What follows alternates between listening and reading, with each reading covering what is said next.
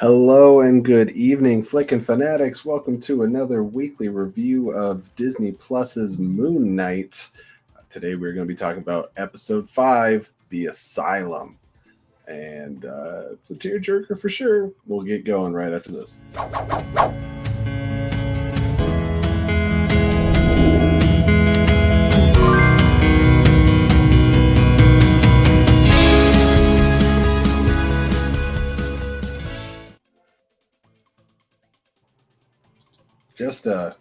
Just a reminder not to turn up your headset right before playing the intro. I also forgot to mention, man, I'm blowing it already, and we just started. Allison Salamoni, our resident Moon Knight expert, is joining us once again to properly prepare us for the finale of this six-episode arc. I'm so glad this bit can be done in a week. I'm so glad. I just can't wait for your season long recap and what you think to anticipate from the future of Moon Knight in the MCU. Mm-hmm. And we actually can't do our review for Multiverse of Madness until we collectively come together off air and Allison explains to us what happened, because I'm sure I will be confused as a very casual Marvel fan. Mm-hmm. And Allison's going to give me the issue numbers, artists, and everything, all the Easter eggs. And this is a great time to announce that we are going to be doing our how about that? We're going to be doing our Salamoni Rockstars spin-off show. Thank you for the false excitement. Salamoni Rockstar spin-off show, which is just Allison explaining every nerdy thing that drops here in the Geek Sphere. But until then, tonight is a special night because this is one of the first exclusive live. Which group chat was that in? I sent you a memo, and I'm also going to need you to come in on Saturday, which is when we have our news and views show. Join us 10 a.m. with Pastor Scott Fox. This is the first time, I believe, that we are doing an exclusive Moon Knight review, because usually it is just part of the Speakeasy. But intentionally, unintentionally, I did not watch Halo, so I dropped the ball. And Allison didn't watch Halo. Sean watched Allison has not been watching Halo. Yeah. I love Halo still. Yeah, as William Harold says, you need to work on your GPS reports. By the way, Office Space. You haven't watched Moon Knight since the first episode? I'm assuming. Classic Sean with the interruption. Office Space is one of the movies that is up for an episode of You've Never Seen It? Right there. What? There it is. Real excited about that. I already have a guest lined up for that one. So hopefully I will be starting records very, very soon. But yeah, coming soon to an audio pod near you. Watching movies feels good in a place like this. Heartbreak feels good. Oh, that's right. Speaking of heartbreak, let's talk about this episode, The Asylum. If you guys didn't already know. Segue. I'm so proud of you for that one. Jess is on fire with the segues tonight. Just like we're going to be on fire tomorrow night when we have Jesse's birthday bursts of radness. We just want to point this out now before we really jump into the full spoiler episode. Come join us tomorrow at 7 p.m. Before we get any further on this, every time I send that picture to somebody, I'm like, hey, please join us for the stream. They said the 38th is not a date. And I was like,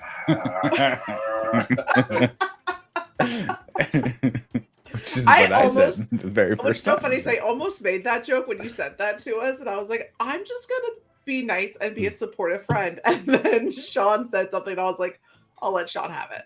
Mm-hmm. So this episode of Moon Knight made me and my wife cry. We will get into the whys, but first let's rewind slightly and talk about the cliffhanger ending episode. That just always makes me think of Ace Ventura.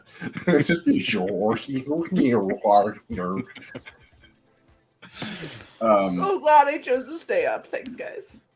We're so glad that you chose to stay up. And everybody, are you awake though? No. Are you? This delirium is setting in. I'm gonna start having my own dissociative identity disorder. Am I Allison? I don't know. My alter is actually Brendan Urie because I have no talents and he has all the talents. He's also more attractive. I think you're very talented, sir. Don't You have sell plenty of yourself talent. short. I've seen a whole No video slander. of you skateboarding around doing things. I learned how to make fart noises with my armpit at a very young age. It's talent. That's very talented. My kids can't do that. So episode 4 was titled The Tomb, and it ended with us meeting the goddess Tarawit, which was a talking hippo, not something that I expected to see in an insane asylum, but maybe we shouldn't have our expectations for what you may or may not see in an Egyptian insane asylum. Did not know where the show was going. This episode, not only I think is my favorite episode of Moon Knight, but it is arguably one of, if not the, it's arguable, best episodes of Marvel television so far. That's high praise. That's high praise. I'm going to go have a threesome with the Declaration of Independence. Everyone go out and see The Unbearable Weight of Massive Talent. Please. It's so good. It's so great. But this is not that review. This is a review for Moon Knight eventually. We'll probably around the 10-minute mark. Skip to the 10-minute mark. We might have started by that point. I'm making it get so hard for Sean to edit this down later. There is no editing. We're only doing this. Okay, perfect. Before we do actually get into, and this will get us into the 10 minutes, this episode is brought to you by Celsius Energy, your best source of essential energy, metabolism boost, and body fat burning. Zero sugar, but all of the flavor, with flavors like peach vibe, tropical vibe, and strawberry guava. Take your taste buds on a holiday. We have orange pomegranate, tropical vibe, and grape. Cheers, friends. Grape cheers, Rush. Cheers. We didn't finish that. I love Rush. I didn't know if I should be opening a brand new Celsius, considering that we're only going to do a short show tonight. But you know what? Here we are. So you guys made me do it, so I'm going to be wired until like 4 a.m. now. Wired's a different energy drink, and it'll give you heart palpitations. Mm-hmm. All right. You guys give me heart palpitations. That almost sounded like a compliment when I meant it to be an insult. We're just going to move on. What I should have made our poll in the chat is, do we give our viewers heart palpitations? That's what I really want to know. Mm-hmm. And also, I think we have more live viewers right now than we do on some of our cutout Moon Knight reviews. So thank you guys for joining us. Punch to the soul. Vapion says, I'm from America. We don't know what Celsius is here. We going on with the episode. So the first thing that we see is, at the time, a mystery woman screaming, "It's all your fault." And in the midst of screaming, it transfers over to Tarawet screaming, and then to Steven and Mark screaming. There's a lot of things happening, a lot of screaming. And at this point, it's like senseless overload. You're like, whoa. And this whole episode was just such an adventure. And we then immediately get some of the explanation of what's happening, who Tarawet is, and she explains to Mark and Steven that they are in the Duat. Did I get that right? Right?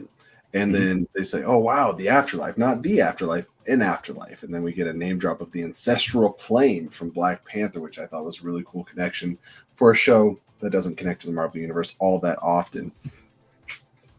How were both of you two feeling about, because this was a dramatic shift in kind of the trajectory of the show now. Are you into it? Did you like it? Were you excited to see where this leads? Yeah. The afterlife. And she informs Steven and Mark that they are dead. Mm-hmm. Right. Pretty quickly. Yeah. I think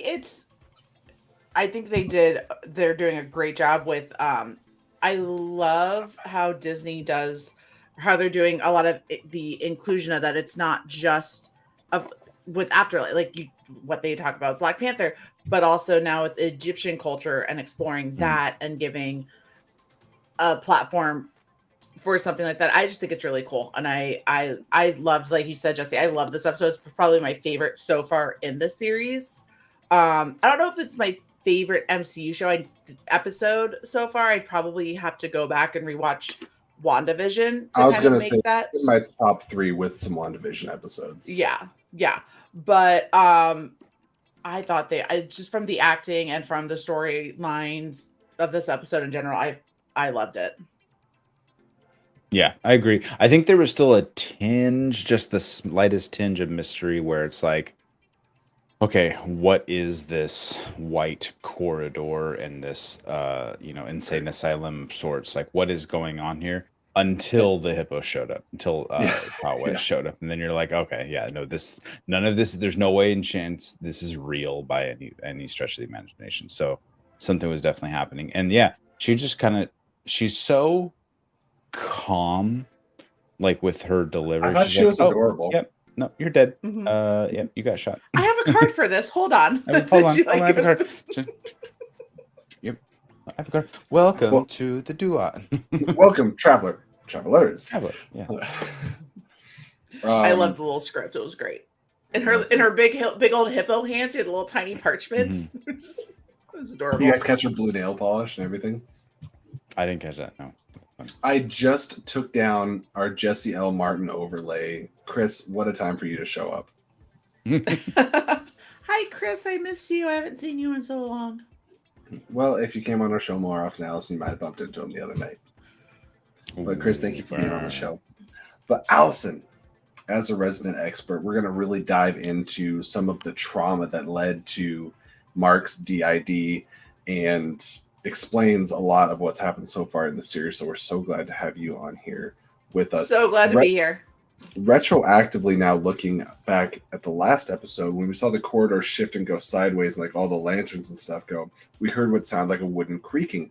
Now we know that is the ship heading to the Gates of Osiris and then hopefully to the Field of Reeds, which is the afterlife for those deemed worthy. If your heart is balanced against the feather of justice, I believe, on the scales of Osiris. I said a lot of gibberish. Did I get some of that right? They weren't originally heading to the Gates of Osiris. She turned the ship to go that way.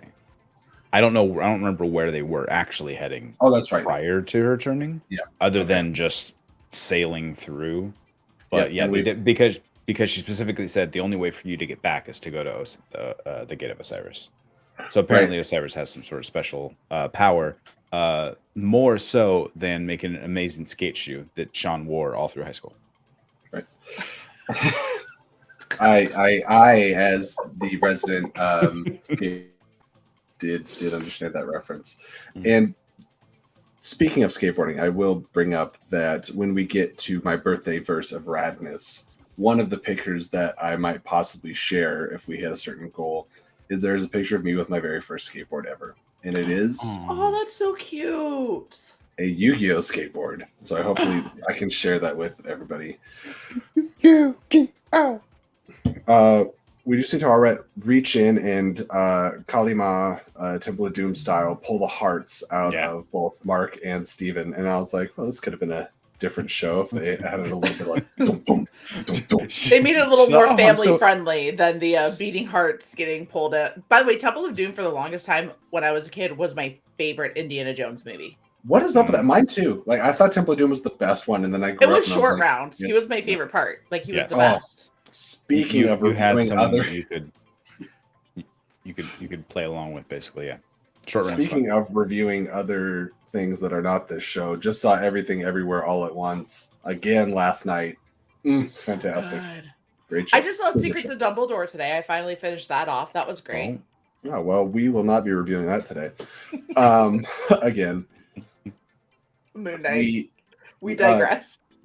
Tara puts the hearts on the scale, and then much like when Arthur Harrow... You can take this down now. Yeah. Arthur Harrow was weighing Ethan Hawke, Arthur Harrow, too many names, was weighing Stephen's soul. It wouldn't balance. Even the scales of Amit wouldn't balance. There's chaos in you. There's chaos in you, exactly. And there remains to be chaos. And as long as that chaos and unbalance is there, they risk getting thrown overboard into, I'm just going to call them the sands of eternity, but that might be something from Prince of Persia, and maybe I'm crossing my wires. Sure. Yeah. Sean, take us from that point. Where do they go to try to balance the scales? Take us through the path, the journey. Because they go back into the boat. I think I remember this. Jeez. We got What do they do first? I think they head back into the main hall and they see all the dead bodies. They see all eventually, of Mark's they do look through victims. a couple doors. One door shows Moon Knight beating the crap out of the Jackal. The second door shows Mr. Basically, Knight and Khonshu rewinding. Yeah, it's a recap. It's your previous. There's a bunch of memories that we know of. And then they come to one of Mark or Steven or someone standing, at a street side, crying. And he's basically Steven. I think that's where Steven really starts to. That's where Steven really starts to ask Mark, like, "Hey, do you remember this?" And Mark's being super cagey. So we see Mark first trying to hide things because he doesn't want, the reality that is later to come out to finally kind of come to the forefront. But they immediately walk into all of Mark's. That's just to me, guys, because she understands that's the totally assignment. Fine. They walk all into Mark and Moon Knight, or Mark and Khonshu's victims, all the people that he has slain or I had a question justice for you. against. We know that Mark was a mercenary prior to becoming Moon Knight. Right. Do we think these are all exclusively post Moon Knight deaths or kills, I should say? I don't think it matters. I think they glossed over it pretty quickly. They did, but I think that was kind of the one thing he said was because I was explaining what Khonshu was making him do was bringing justice. So I'm assuming that's who all of those people were. Because that's what was the main focus of like that conversation and Steven just being so disgusted. Right. I mean, mercenary doesn't necessarily mean assassin. Like, he's not necessarily going out and specifically killing people. He's just being like hired muscle in a way. Right. So he may not have killed a ton of people. I'm sure he did on his journeys. When I think mercenary, my brain goes straight to Deadpool. So that's fair. That's fair. He is a merc with a mouth. So look at the rumors you guys are starting now. Look what you've done. Yes. And when they eventually reboot the Mummy again, we are going straight for Allison to explain the trailer to us. What I was waiting for, though, honestly, was for them to see a body that neither of them recognized, and I thought that would be another hint at Jake, doing some stuff, because I think we've seen Jake from the very first episode when Steven was covered in blood, and we didn't see Mark doing that. So, but they didn't go that route. So that was we do need Colin on for the final episode so we can get Jake Watch. Jake Watch. Yeah. Jake Watch. It hasn't happened yet, or has it? It has. I'm ready to physically fight on this. We saw Oscar Isaac as Jake Lockley in this episode. I think we saw the little kid as Jake Lockley in this episode. And we get to that when we get to that. Possibly. So, yes, in this room, they are... what's the word I'm looking? Enticed out of the room by a little kid. Now, at first viewing, I thought this was baby Mark. Yes, his brother was there. Yes. This was Roro or Russell? Is it Russell? Roland. That doesn't sound right either. Something with an R. R-O. Yeah, Roland. I know Roro was. Are you just assuming, Sean, and just stating it very matter of fact? 100%. Sean's new nickname's going to be so-so. Ronald McDonald. I don't know. Okay. And then we're guided from there straight into a memory that Mark does not want to go into, and he tells Steven not to. Do you know Steven gets locked, or Mark gets locked out?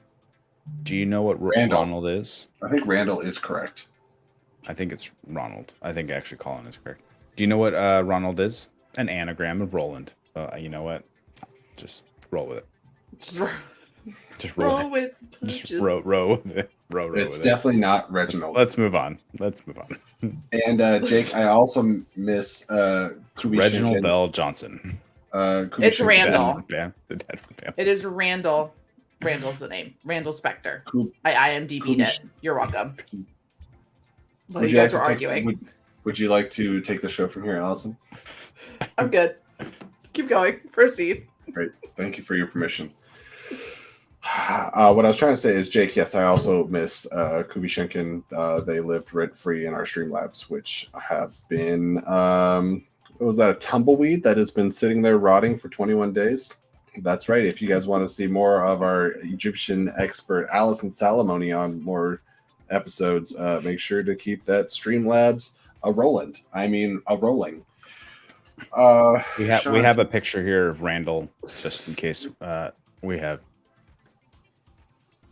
Is that the right Yep. Randall? Oh I man, think I so. just spent yesterday catching up on the last 4 episodes of that. That was a bad idea to watch all at once. Anyway, Did you watch it with your husband? Because that was a worse Nope. idea. nope. Speaking of Jake Yakoveta, let's talk about the possibility of seeing Jake Lockley Jake in this Lockley. episode. I love your segues, Jesse. He's like this. I wish I had an actual segue that I could just ride out of this room and let you guys take the rest of the episode from here. Calm down, Kevin James. You're about to hop in that thing. You guys guilted me into coming on here, so now we're just going off the rails. This is all of your faults. Technically, you don't need either of us. You could run the rest of this episode You strictly could. based on your Moon Knight knowledge. I truly think. You know what? This is not happening. You guys forget that I have control too. Here we go. Yeah, we're back. And we're back. Hey, I mean, if I exit the Nice to see entire you. StreamYard, then you can't bring me back in. But I'm going to attempt to move on further. We are brought into a memory of Mark, where we see his mother. And was that real life? that was real life. This is real life. Holy shit! Oh my gosh. Is it Oh, no. Kubishek? It's Kubishek. Oh No, we actually have Oh, to no. say goodbye and au revoir to Kubishik. How do I say? I always say like Kubishin. Kubishinkin. It's Anatoly. Kubishkin Anatoly. Oh, Sadly wait. passed away. Thank you, Jake, for letting us know that they are gone. Jake donated a hefty amount to let us know that. Jake, you're the best. We appreciate you, but let's just talk about Jake this whole episode. All the Jakes. All I Jake would keep Lockley? trying to talk about Jake, but Jake tipped in. Hello, I like money. Jake tipped in $69, which Nice. thank you. Rip to Chicken Anatoly. Thank you so much, Jake. You are a blessed soul. I don't know if you're donating because you've had a drink, but cheers if you have. Jake is the best. Justice for Jakes. Speaking of justice for Jakes, let's talk about justice for Mark, because some bad things happened to Mark. Starting off with Mark and Roland, Reginald, Ronald, Roro going to a cave where they are pretending to be the characters Randall. from their favorite movie, Tomb Buster, with Stephen Grant and Russo were the two characters from Tomb Buster. Ross. Rosso. Yeah, I think you're correct. Yeah. This is why you guys come here to this show, because we, not new rock stars, not heroes reforged, not real rejects, we are the experts. Guys, We look, know I take extensive notes, and I just like to look here. I'll show you that. And This is what you come here for. he's not wrong. He's not wrong. Rosser, thank you. Our co-host in the chat here, keeping us in line. Thank you so much. I wonder. We're On the killing it, way, guys. on the way to the cave, it begins to rain, and we also see what appears to be a very Conchu-like skeleton on the ground. We don't know the full meaning of that yet. Are these memories compromised? Possibly. In short, Stephen follows the kids into the cave and tries to get them out of the cave, but we find out this is Mark's memory of him losing his brother to a drowning, and Mark is trying to get to Stephen through these memories, and the room that he enters is the funeral for Roland, Reginald, Ronald, Roro, and little Mark is trying to come downstairs, and that's when you start getting the sense that things are going to go from bad to worse regarding Mark's mom. Allison, Sean, Fabian, where do we go next? I believe from there, so we have his mom, starts yelling and blaming him, and he runs back upstairs, and that's when Stephen and Mark follow, I believe. Yes. To the endless So they follow him staircase and it they is go this into episode. another room, and now it's Mark's birthday. I want to say it was the next memory. And on that birthday, again, it's him and his dad. His mom comes downstairs. She starts blaming him again. He goes and he runs off. We get a Steven little tease that follows. we got in the beginning of the episode, and we know Mhm. what "it's all your fault" means, and why later in the episode we find out that is an absolute trigger for Mark, is when he is Right. told that something is all his fault. Right. And so they run back upstairs, and then I want to say that was Some when sad Mark pulls birthdays. Steven. Yeah. But that's when he pulls Steven out of it. He was like, you don't want to go in there. And so Yeah. they pull him from the memory. And then Sean, what happened next? I don't remember, honestly. I don't remember the just the way the episode was laid out, like beat by beat. It's very well. What's one thing that we're completely leaving out is how often we cut back to either Mark, Steven, or Jake in a room with Dr. Harrow. And That's exactly what I was gonna say. in all fairness, I remember everything that happened in this episode, but remembering the order in which it happens is very nonlinear between flashbacks and like breaks between reality. It's hard to recollect. It's easy to follow while you're watching, but it's hard to recollect. Yeah. I because love Ethan Hawke as Arthur Harrow, first of all. Yes. I agree. And he played the schmarmy, like, know-it-all, but also like super condescending. Three sessions there, yes, possibly, yeah, for sure. But he was playing that part perfectly, where he was or nonsense. And I'm gonna start doing that to you guys whenever we're doing Speakeasy. When John's trying to explain something, I'm just gonna go, is this sense or nonsense? It's Nonsense. nonsense. keep it up, because we jump in the first time to his nose being broken, and he's looking Which around, we saw no evidence of. Yeah, Mhm. And Harrow said that he said you were bringing up a boy before you basically like freaked out. Mhm. And the violent tendencies, like we know Mark can fight, but he doesn't have necessarily violent tendencies. Mhm. Like we've seen him fight, but he's not an aggressor per se. You know, he's willing to fight. And we see Mark in this scene with a broken nose, or not Mark, I'm sorry, Oscar Isaac, I will say. He's talking out of the side of his mouth. He seems a lot more like kind of not reserved, but like his posture's different. He's got a little bit more of a New York accent, and we think New York, we think cabs, right? Jake Lockley is a cab driver in the comic, yeah. Especially when he finally stands up and he grabs with what doctor in like a mental health facility is going to keep sharp objects around, especially right on the table in front of you. I don't know. That seemed a little weird. Fake hospital. There you go. But he totally had a New York accent when he finished up. He was like, "Hey, doc, doc, this has been great, but I'm gonna, that was definitely Jake in my opinion." I would like to pause for this. I need to know: is it Jake, Steven, or Mark? I think, to be honest, why is it Mr. Knight specifically? Why is it Mr. Knight specifically? I would say it is, for me, I gotta go with Steven. I feel like Steven is the more sensitive one. He is the one that's going to appeal to your needs more. He listens, which is why Layla starts to love him so much, I believe. He is supportive. He wants to help. He doesn't automatically want to jump to violence. He did his best to summon the suit, which was adorable. He has great puns. I would go with Steven. Now, he's also smart. Steven with a V. Now I would go with Steven with a P, which is Doctor Strange. That's my Steven. Is he one of the DID alternate personalities?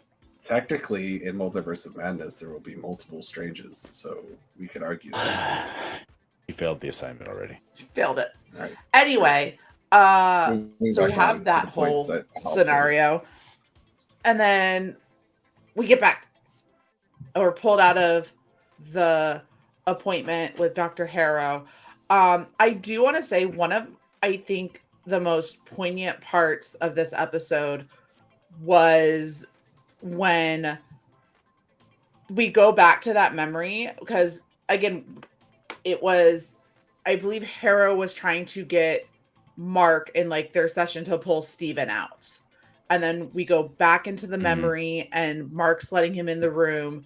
And that's when Steven learns that he's not the real one, that it's been Mark all along. And he created Steven off of that Tomb Buster movie, which now makes sense. And he is watching, and as his mom comes in and is beating him, and Steven's just smiling and happy and whatnot. I think that is one, the heartbreak of a child having to do something like that, and also Steven realizing that he doesn't exist was just that was part one of me crying hysterically. That whole Lauren as well, I have to speak for her, but that whole moment where he says you weren't supposed to see that, that's the point of you. And Lauren brought up this point. She said this whole time we're kind of led to believe that Mark is the protective half of these, like the altars or this body. But Steven has been kind of the buffer or the happiness, the protector of the Mark's pain.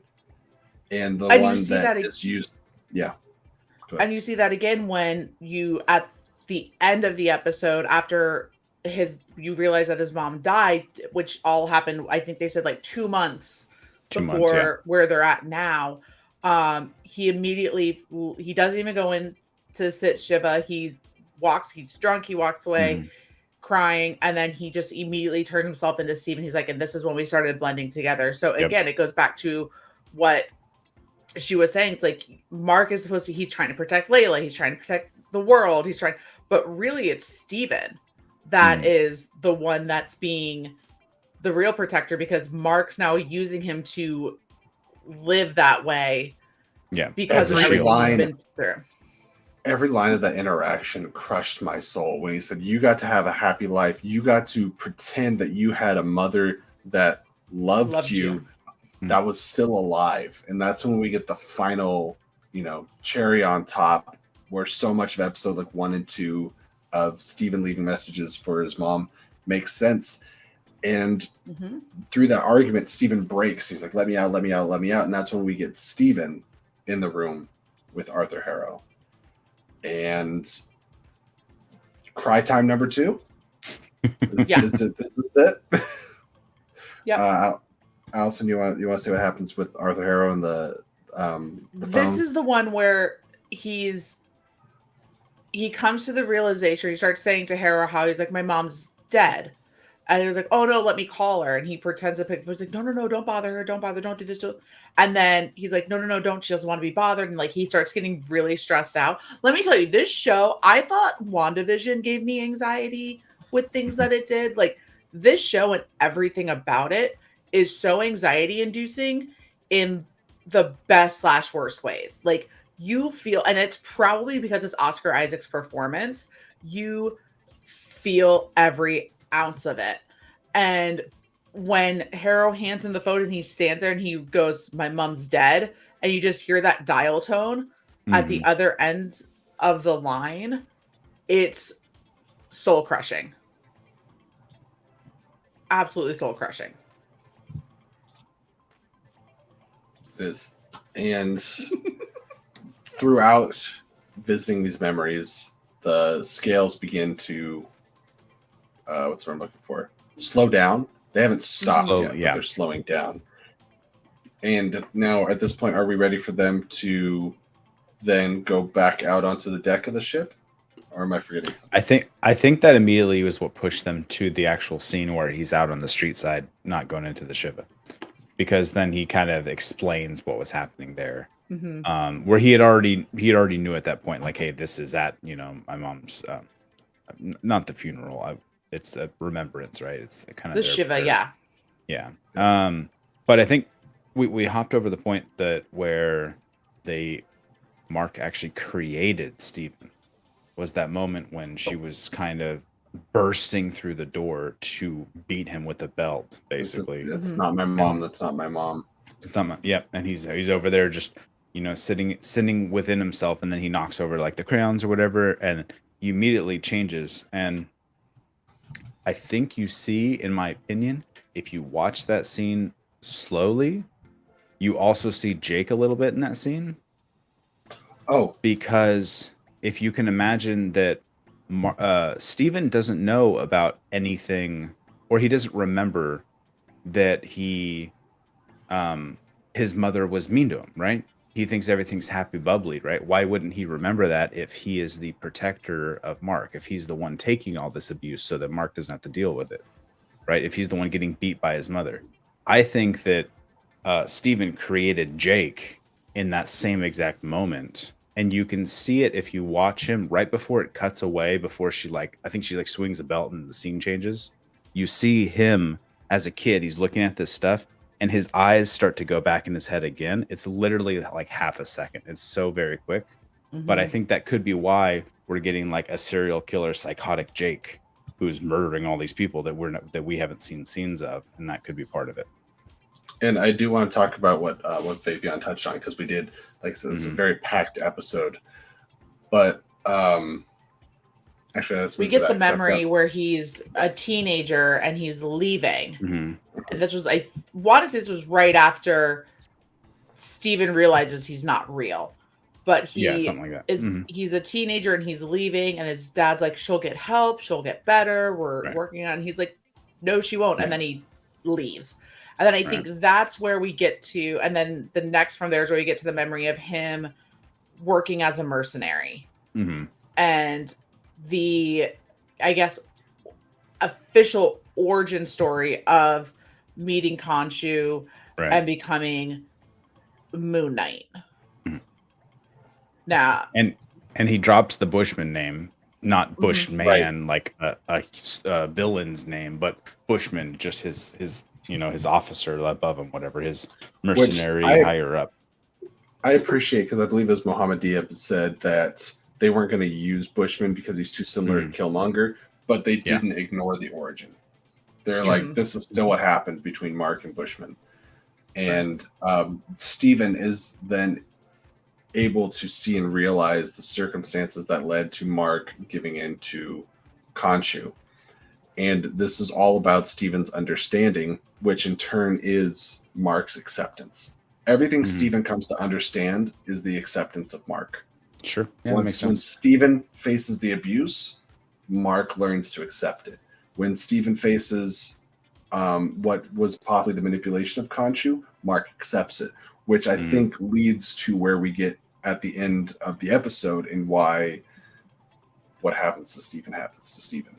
Now, this is when I finally broke. I felt like it was building up, but we'll talk a little bit about the fun act. It was fun for a second. We got a little bit of a fun action sequence of Steven and Mark fighting sand people, and I'm not talking about Tusken Raiders, but people literally made there were sand zombies. Yes. Sand zombies. But in that same scene, Steven is kind of narrating what's happening to Mark, going, oh, he's using you, he's doing this, he's doing that. And Mark says, or he helped me do what I've been doing.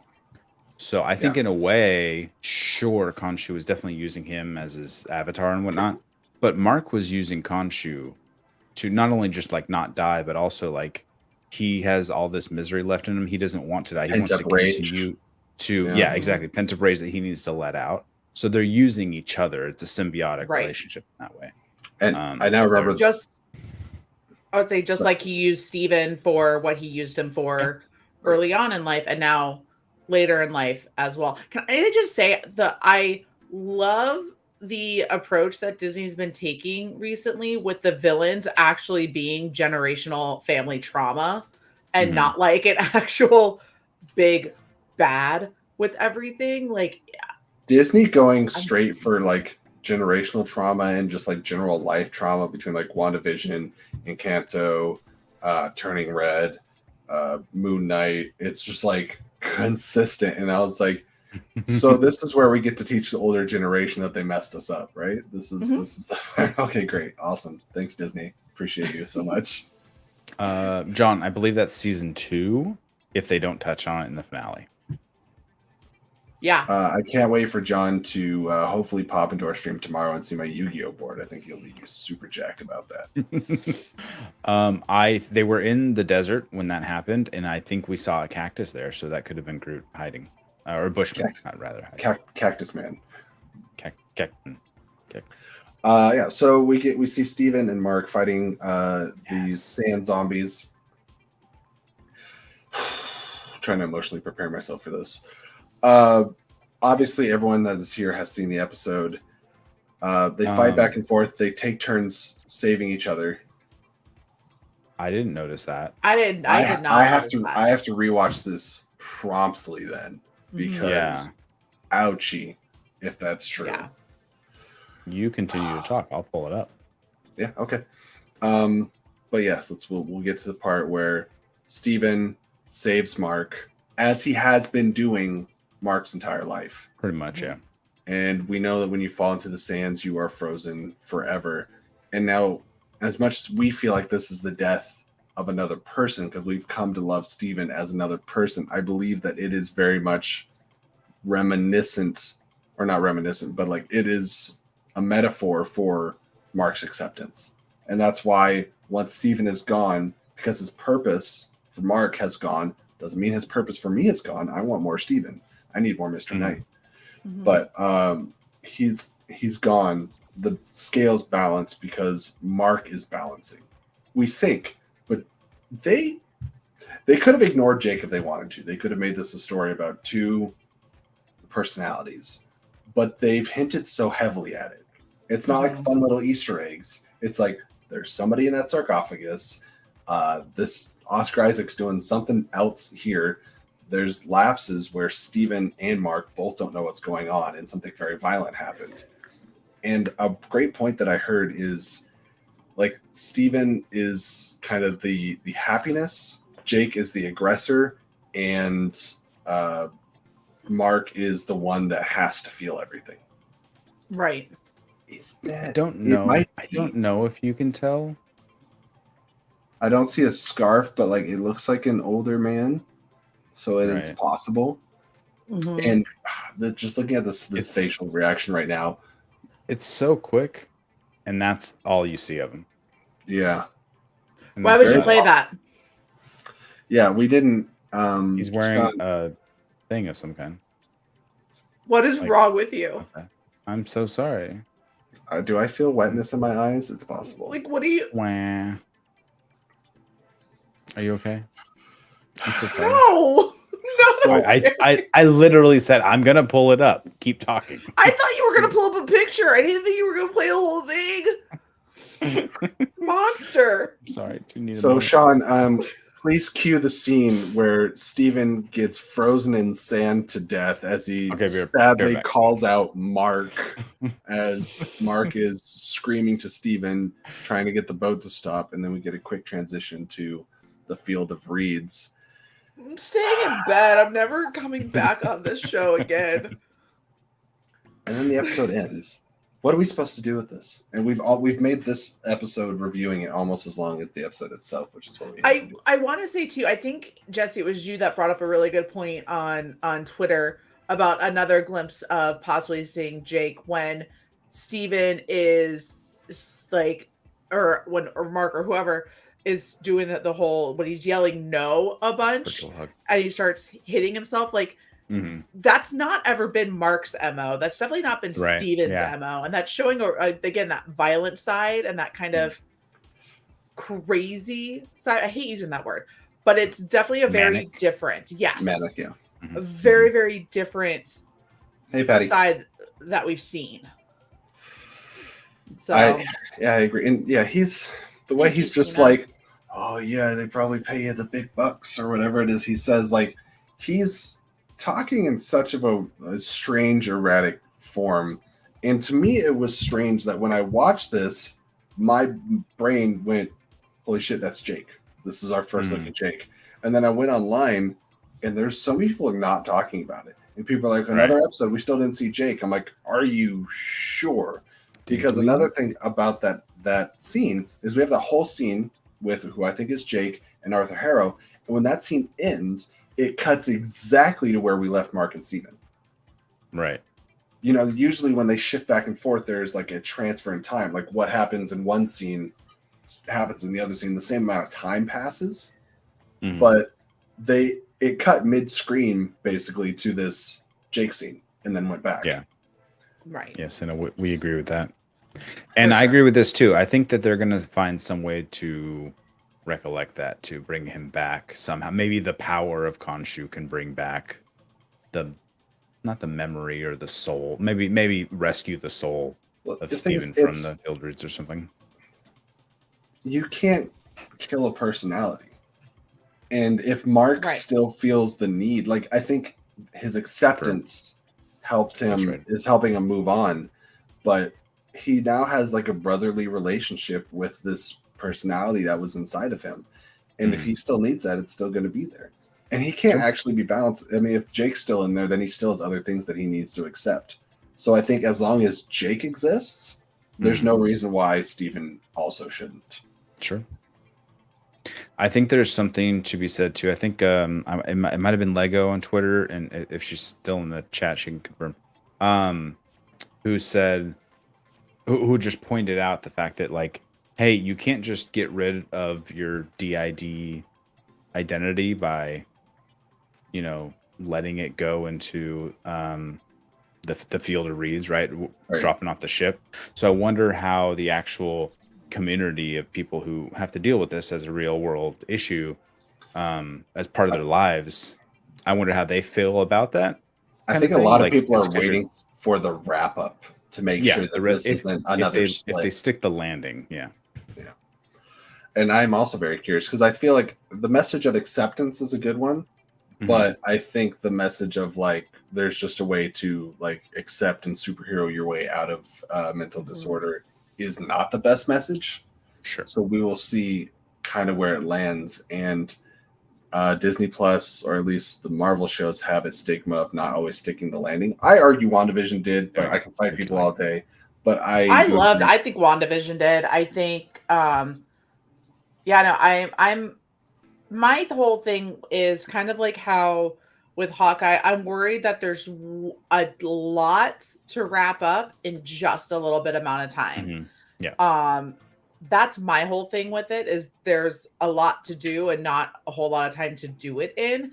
So like for me, Hawkeye at the time felt very, very rushed, and I'm worried that this might do the same. I also have that concern. I want to address Stardrew real quick. It says might be season 2. I will go with it. So Moon Knight, much like WandaVision, was submitted to the Emmys as a limited series, and they have a hard and fast rule that to be a limited series, it is a one and done series. That does not mean the end of Moon Knight, does not mean Moon Knight cannot show up in another show, or Moon Knight cannot make the jump to the cinemas, to the movies. But that means there cannot be a Moon Knight season 2. I think even if they change their mind, they're held off by that. But to go along with that, don't be disheartened. I was just going to say, don't be disheartened by that. And I think that Disney Plus is serving as a jumping off platform for new characters, because characters like Moon Knight, I think it's hard to set up in 2 hours properly.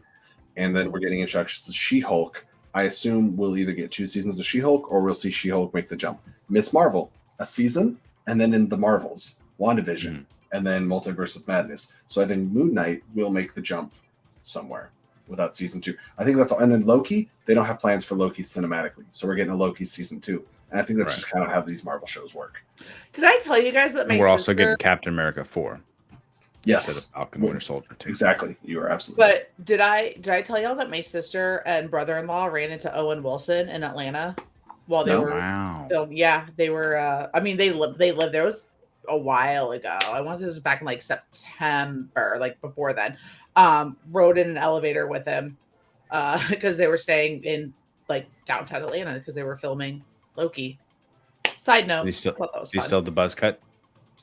I don't know. I didn't ask.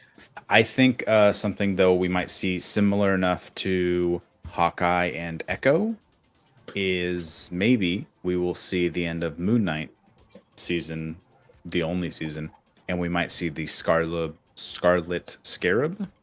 Yeah, was that the name? Yeah, right? yeah. It should be Layla. Scarlet Scarab is originally a male character by a different name, but they have gone out of their way to set Layla up to have that. Essentially, yeah. But I think it was her father. It was the same name, Falu. I can't pronounce it. El Faluli, which was her father's name specifically. So, yeah. So they could make her that after finding out about her father, picking up, oh, this is what my father left behind. Oh, transform into a superhero. And then she gets her own show, which I wouldn't be mad about at all because I think she's an awesome character. Agreed. Well, any other... And Vapion just changed his picture. to torment us. Thanks, buddy. How do you full screen that? Is there a way to full screen this comment? Just look at her. Just look at Allison. Fine. Just imagine him going, Allison. Allison. Fine. Never coming on here again. I'm going to bed. I'm gonna need you to come in on Saturday for my birthday. Yeah. Well, guys and gals, let us know what you thought of the episode, because I think that's wrapping it up here. That's what I was meant to say. Exactly. Yeah. Speaking of Saturday, which Allison will be coming in for, we have a couple things going on. You can see us 10 a.m. me and Scott Fox on News and Views, but most importantly, 7 p.m. I almost said Pacific Standard Time. 7 p.m. Pacific Standard Time to midnight. Tomorrow, April 38th, you'll catch my birthday celebration. And that is the birthday verse of Radness, Saturday, April 38th. Starts at 30th. And can I just say, Jesse, I appreciate you sticking to the way that 0 looks, even with all the comments about the 38th. I appreciate the commitment. Yeah. So anyways, that's going to be a lot of fun. We're going to have games. Allison's going to bring a little Cinephile, which is a fun game. Usually the word file kind of scares me because I think of the wrong thing. But we're going to be playing some movie-related games, some trivia, maybe drawing some pictures. We'll see what happens. It's going to be good times with caffeine and maybe some alcohols. And yeah, so make sure to show up and donate to the chaos. All that. Before we go, do we have any predictions for the finale? It will be the last episode of the season. Nailed it. I think you nailed that one already.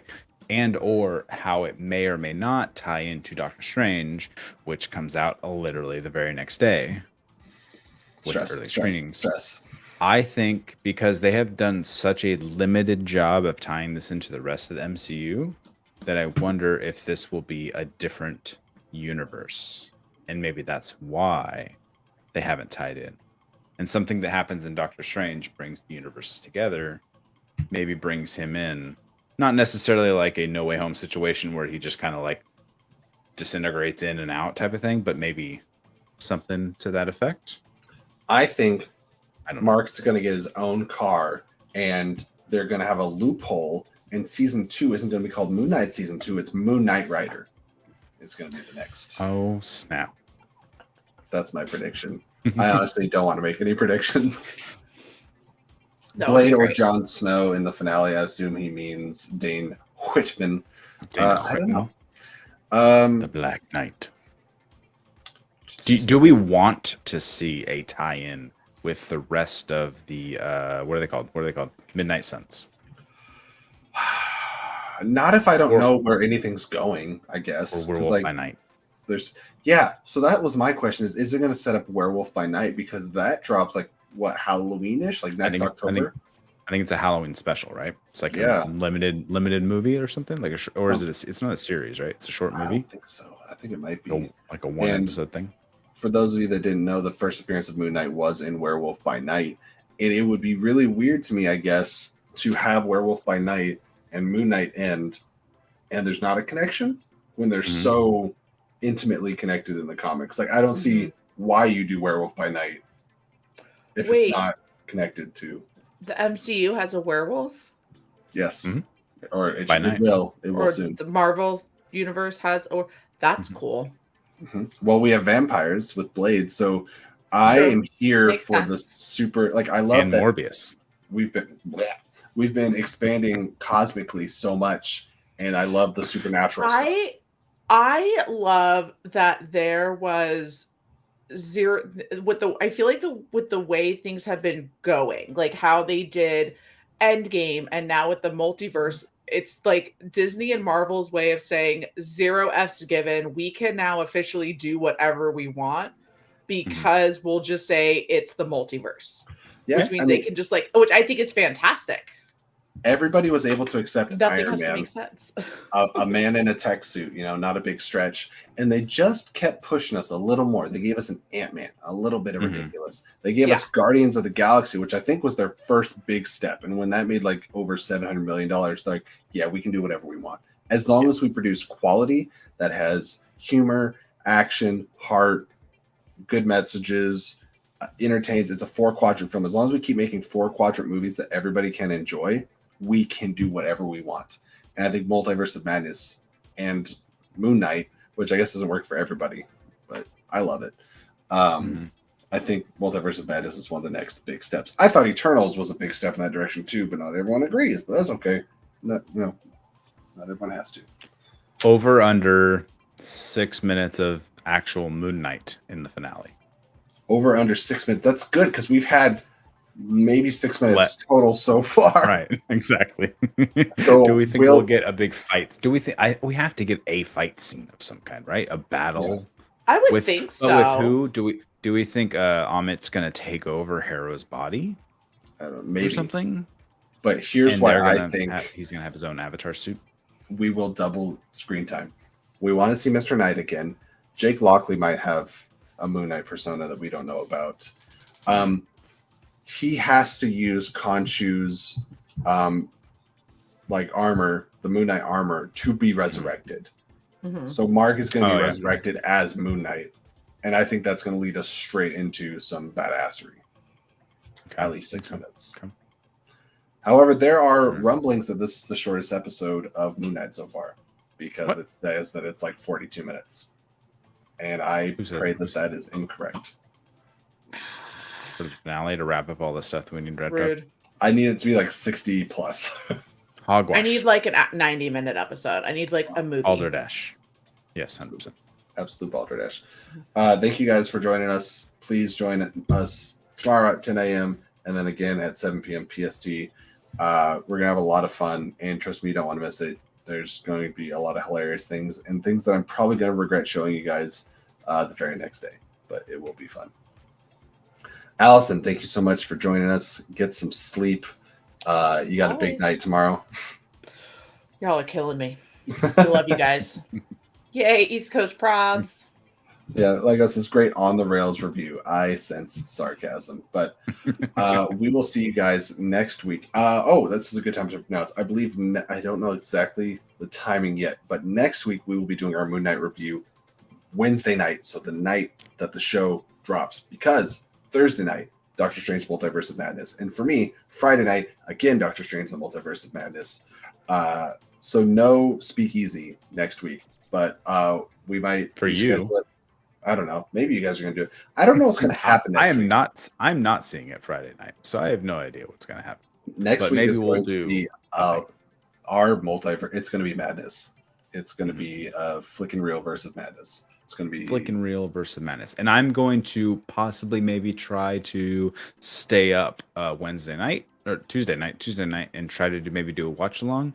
Don't hold me to that yet, because it'll depend on how hard my day of work was. Bottom line, you guys will never miss what we do if right now you make sure you've already clicked that subscribe button and click the alert bell, because we're just going to have a bunch of random content and we don't know when it's coming, but you will know when it's coming. So schedules. Who needs schedules? Where we're going, we don't need schedules.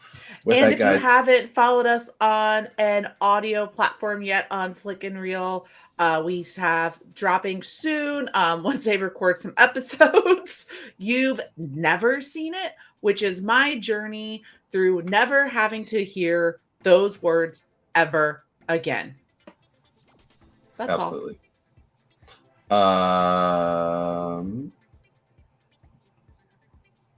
Right on.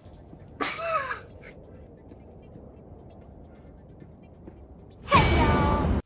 Jesus Christ.